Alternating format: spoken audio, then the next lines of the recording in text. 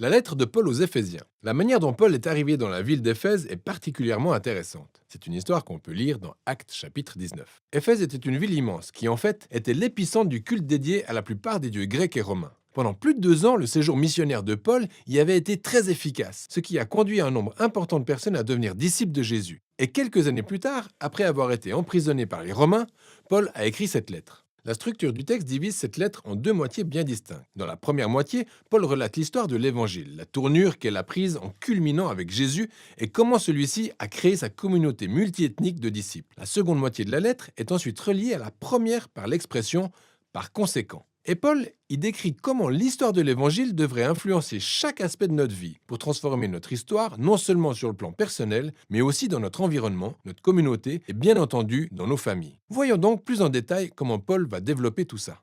Le chapitre 1 s'ouvre sur un superbe poème dans un style traditionnel juif, où Paul loue Dieu le Père pour les merveilles qu'il a accomplies en Jésus-Christ.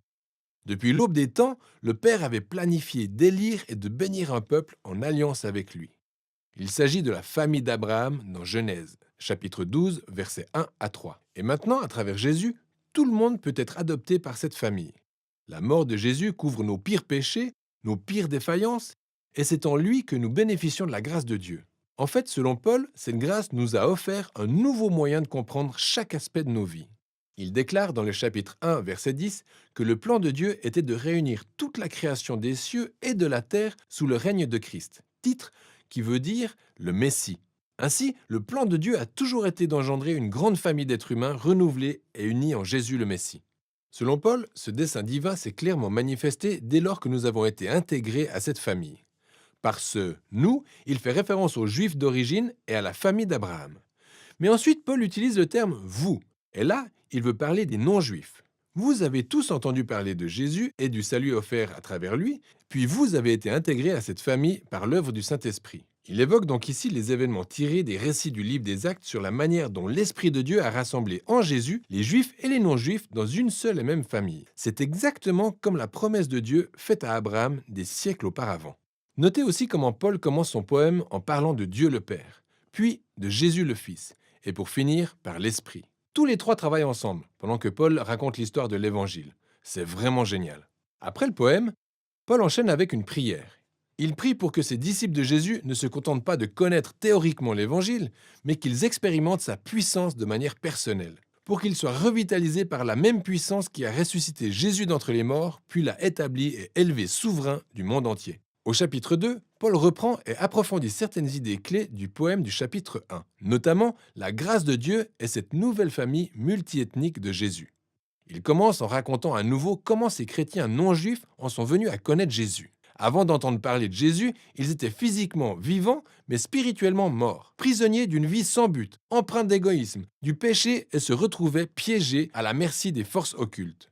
Et pourtant, dans son amour et sa miséricorde infinie, Dieu les a étonnamment sauvés. Il a pardonné tous leurs péchés et a fusionné leur vie avec la vie de résurrection de Jésus, les ramenant eux aussi à la vie par la même occasion. Alors, ces nouveaux êtres humains, recréés en Jésus, découvrent avec joie l'ensemble de ce que Dieu leur a réservé, à savoir un appel renouvelé, des destinées et œuvres nouvelles. Non seulement ils ont découvert la grâce de Dieu, mais en plus, ils ont été accueillis dans une nouvelle famille.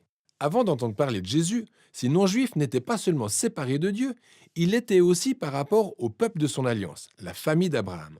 Alors, pour des raisons pratiques, les commandements de l'alliance du Sinaï formaient une espèce de muraille autour de la famille.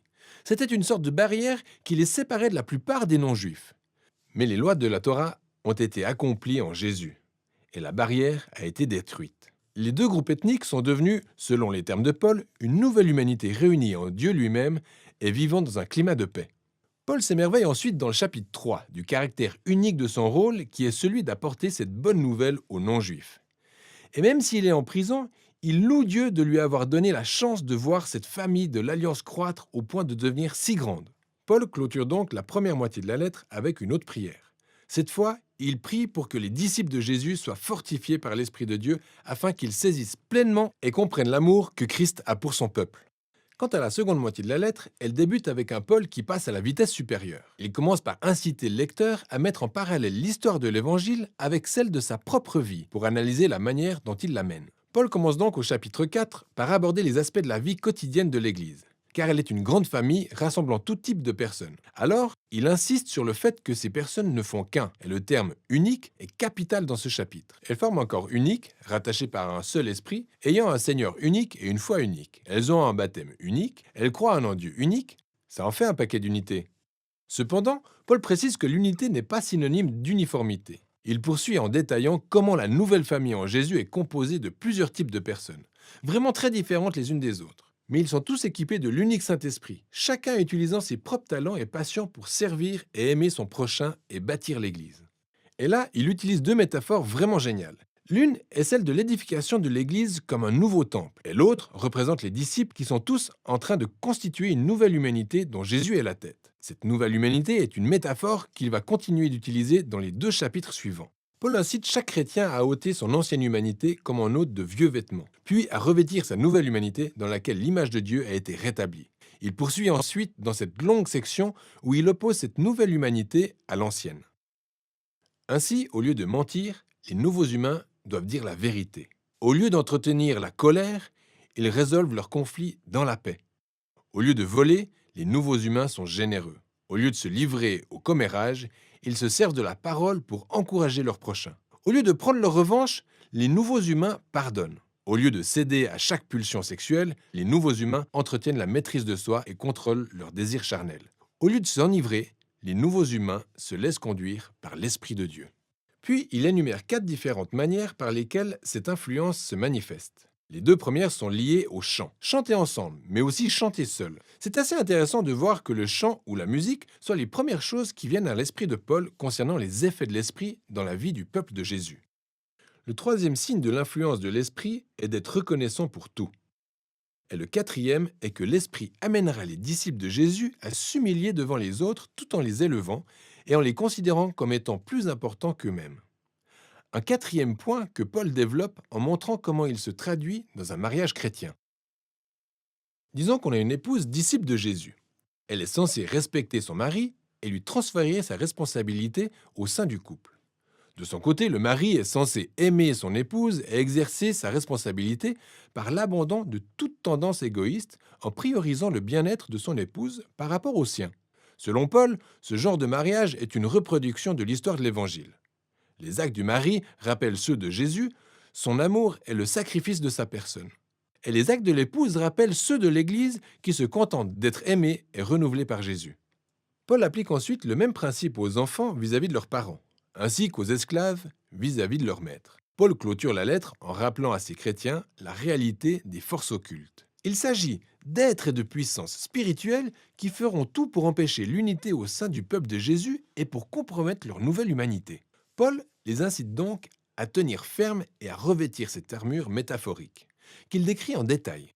En fait, Paul a tiré toutes les références à cette armure du livre d'Ésaïe, notamment la description que fait Ésaïe du roi messianique. Car en tant que disciples du Messie, nous devons nous approprier les attributs du Messie puisque nous formons le corps de Jésus. En clair, Paul veut dire, à mon sens, que les chrétiens que nous sommes devons faire en sorte de nous baser constamment sur la prière et les Écritures dans nos relations avec les autres, pour nous permettre de croître et mûrir en tant que disciples de Jésus. Et voilà en quoi consiste la très puissante lettre aux Éphésiens. C'est là où Paul résume l'intégralité de l'histoire de l'Évangile et comment il est censé redéfinir chaque aspect de notre vie.